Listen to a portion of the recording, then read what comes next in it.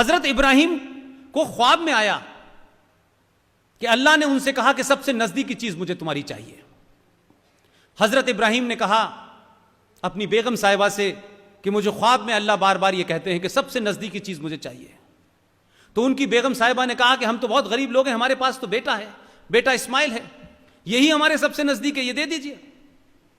हजरत इब्राहिम अपने बेटे को लेकर अल्लाह की राह में देने चले गए।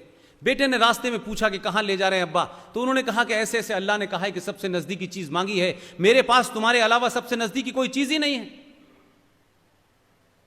तो बेटे ने यह कहा कि जब आप मुझे अल्लाह के लिए कुर्बान करें तो मेरे हाथ पैर बांध दीजिए ताकि मैं किसी तरीके की आपसे जद्दोजहद न करूं। हजरत इब्राहिम उनको लेकर चले गए और एक झाड़ियों के पास पहुंचे। वहां जाकर के उन्होंने हजरत इस्माइल को रख दिया और जब फरसा उठा के काटने लगे तो उसी बीच में एक चमत्कार हुआ कि उनका बेटा गायब हो गया और वहां एक भेड़ सामने आ गया। तो वो जो करिश्मा था वो सिर्फ इतना ही था कि अल्लाह हजरत इब्राहिम का ये इम्तिहान लेना चाहते थे कि तुम वाकई में मुझ पे पूरा ईमान रखते हो कि नहीं रखते हो। ऐसा नहीं होगा कि आधा शरिया चाहिए आधा नहीं चाहिए, पूरा ईमान रखा। हजरत इब्राहिम का इतना जबरदस्त अल्लाह के ऊपर ईमान था कि उन्होंने अपनी सबसे नजदीकी चीज को जब कुर्बान किया तो अल्लाह ने अपने करिश्मे से उनको बेटे को हटा करके वहां भेड़ पैदा कर दी और उसी के बाद से ईद मनने लगी। लेकिन मुनाफकत और मक्कारी देखिए, अल्लाह ने कहा सबसे प्यारी चीज और कहते हैं कि अल्लाह पे हमारा मुकम्मल यकीन है। नमाज पढ़ने से अल्लाह से यकीन नहीं होता। सड़क पे नमाज पढ़ोगे, ये बताओगे, डेमोन्स्ट्रेट करके ताकत दिखाओगे कि हम इस मुल्क के अंदर सड़क रोक सकते हैं, उससे तुमको अल्लाह मेहरबान होने वाला नहीं है। और झूठ और मक्कारी क्या है कि ईद से एक दिन पहले बाजार से 5,000 रुपए का बकरा लाए, काटा और खुद ही खा गए और कहा कि हमने अल्लाह की ख्वाहिश पूरी की है। अल्लाह ने तो बेटा मांगा था, पूरा यकीन है तो दो। अगर यकीन है अल्लाह के ऊपर और तुम कहते हो हमारा मुकम्मल है तो दो अपने बेटे को। वो अल्लाह अगर तुम्हारे ऊपर यकीन रखता है तो उसको भी बदल देगा हजरत इब्राहिम की तरह। लेकिन नहीं, ये बेवकूफ बनाने की दुकान चला रखी है, पूरी दुनिया में चल रही है। लिहाजा जो अच्छा है वो हम मानेंगे, जो हमें लग रहा है। इसलिए भारत, पाकिस्तान, बांग्लादेश से लेकर के पूरी दुनिया में जिस इस्लाम को आप देख रहे हैं वो इस्लाम नहीं है। इस्लाम के नाम पर पावर कैप्चर करने के लिए एक आइडियोलॉजी की तरह इस्लाम इस्तेमाल हो रहा है। डराओ धमकाओ, डर गए तो ठीक है, नहीं डर गए तो लड़ो। तो ये जो इस्लामिक आतंकवाद का नाम लेने से भारत के लोग डरते हैं, उन्हें लगता है कि हम ये कहेंगे तो कोई नाराज हो जाएगा। अगर आप कहेंगे फला आदमी चोर है तो तभी बुरा लगेगा जब वो चोर होगा। तो ये बात अलग है कि आपके आदमी को, जिसको आपने भेजा है, उसको इतनी तमीज है कि जो बात मैं नहीं कह सकता वो अपने असिस्टेंट से कहलवा देता हूं। और उसी अमेरिका में जाकर जहां आपके प्राइम मिनिस्टर की वेटिंग हुआ करती थी, वो पीछे पीछे ऐसे घूम रहा था जैसे अमरावती में आए हों वो भाषण देने और लोकल एमएलए खड़े हों लाइन से, इन्हें वोट दे देना। वैसे ही खड़ा रहा वो चुपचाप। और जब उसने मुंह खोला कश्मीर, तो उन्होंने कहा ये 50,000 हैं और पूरे अमेरिका में कई करोड़ हैं, दोबारा जीतना है तो इनका वोट चाहिए, वो मेरे कहने से देंगे। तो बोला Kashmir is a internal matter of India. सब यूएनओ भूल गए। और जैसे ही उसने कहा कि दूसरी बात, वो तो तोल के करता है ना, व्यापारी आदमी है, तय करके करता है कि नहीं अभी पूरा नहीं हुआ मामला। उसने कहा भारत और पाक, हम अमेरिका इस्लामिक आतंकवाद से मिलकर लड़ेंगे। तो यहां बहुत सारे लोग हंसते हुए रो रहे थे, रोते हुए हंसने लगे हैं। बहुत उनको तकलीफ हुई। अजीबोगरीब बात है, जो बात खुद चाहता था वो उससे कहलवा दी है। और 50,000 गुजरातियों ने 5 मिनट तक खड़े होकर ताली बजाई। उनको समझ में आ गया कि जो हमारे दिल की बात तो यही थी भाई। तो आप जब सत्ता के साथ समाज खड़ा होता है तो आप, जिन लोग आपको डराते थे, जिनके कहने से हुर्रियत कॉन्फ्रेंस नाम की एक आतंकवादियों की, एक जिहादियों की दुकान 1990 में अमेरिका के कहने से खड़ी हुई थी, आज वो कहां हैं? उनका कैलेंडर जारी होता था हर हफ्ते। वो कहीं उनका नाम सुनाई दे रहा है? ये गिलानी, ये मीरवाइज, यासीन मलिक, ये कहां हैं? एक सीरियल आया था दूरदर्शन में, कहां गए वो लोग? पूछ रहे हैं कहां हैं ये लोग?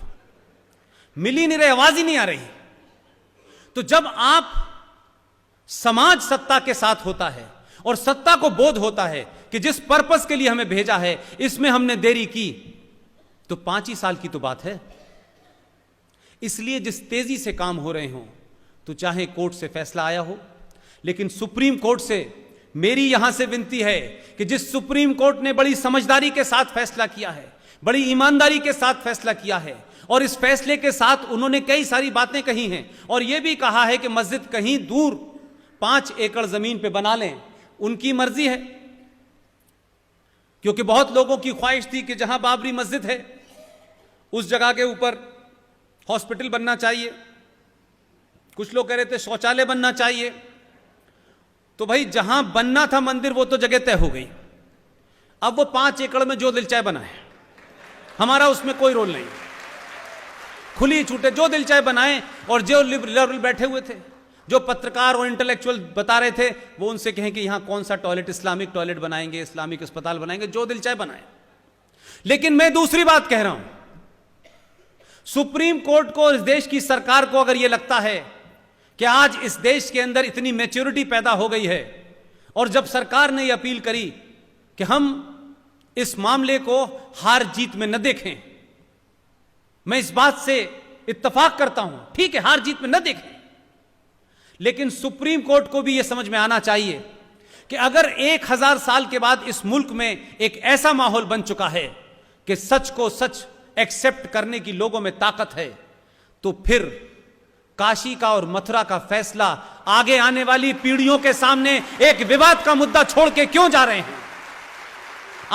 ईमानदार हैं, सरकार भी मौजूद है, सख्त एडमिनिस्ट्रेशन भी मौजूद है, यही लोग हैं, उनको भी आप लाइए। सरकार की जगह सुप्रीम कोर्ट सुओ मोटो इन दोनों मामलों को खोले और उस पर सुनवाई करे, 40 दिन की जगह 100 दिन ले ले और उस पर फैसला करके आने वाली नस्लों के सामने दंगे ना हो, आने वाला माहौल में देश न टूटे, उन पर फैसला भी अगले 100 दिन में करके चली जाए। अगर ईमानदारी है तो सिर्फ अयोध्या का फैसला आएगा, उस पर उल्लास नहीं मनाया जाएगा तो देश चलता रहेगा। तो सुप्रीम कोर्ट से मेरी विनती है कि देश में अगले 5000 साल तक शांति देखना चाहते हैं तो जितने भी ऐसे विवादास्पद मुद्दे हैं, सब काम छोड़ के एक 5-10 की जजों की बेंच बना दी जाए, वो दिन रात सुन के अयोध्या के अलावा जितने भी ऐसे मामलात हैं जहां झगड़ा हो सकता है आने वाली नस्लों के बीच, उनको समाप्त कर देना चाहिए। एक ही बार तकलीफ होगी, यह जागरूक समाज, जो भी कुछ इस समाज में अगर कुछ होगा भी तो कम से कम उसको बर्दाश्त करने की ताकत इस समाज में है। तो ऐसे ही वक्त में तमाम वो विवादास्पद मुद्दों को सुलझा लिया जाए जिन्हें बार बार आगे लटकाया जा रहा है। मैं नहीं जानता कि 20 साल के बाद कौन जजेस आएंगे, कैसी सरकारें आएंगी, और हो सकता है कुछ सरकारें आएं और वो कहें कि नहीं नहीं बाबरी मस्जिद तो यही थी, क्योंकि अभी भी यही कहा जा रहा है। तो विवादों को इसलिए आगे न बढ़ाएं कि फिर कोई दूसरा देखेगा ना।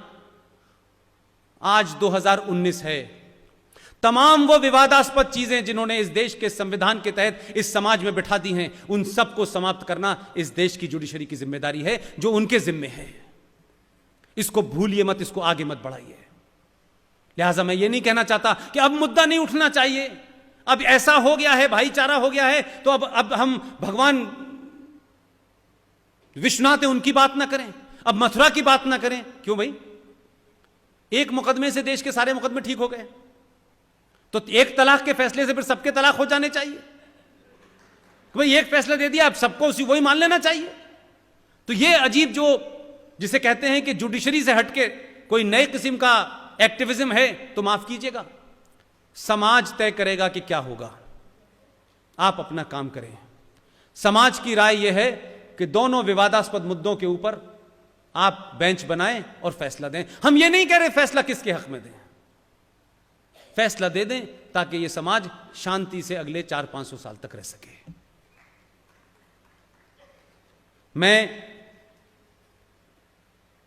संविधान की एक घटना के बारे में आपके संज्ञान में लाना चाहता हूं।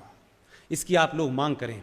मैंने तो भारतीय जनता पार्टी के कोई 50 से ज़्यादा मेंबर ऑफ पार्लियामेंट के मौजूदगी में अलग अलग समय पे अलग अलग जगह पे पूरी ताकत के साथ कहा है, ईमानदार बनो और ईमानदारी से काम करें। किसको अच्छा लगता है नहीं लगता है मुझे नहीं पता। भारत का संविधान 26 जनवरी 1950 को लागू हुआ था, ये सब आपको पता है।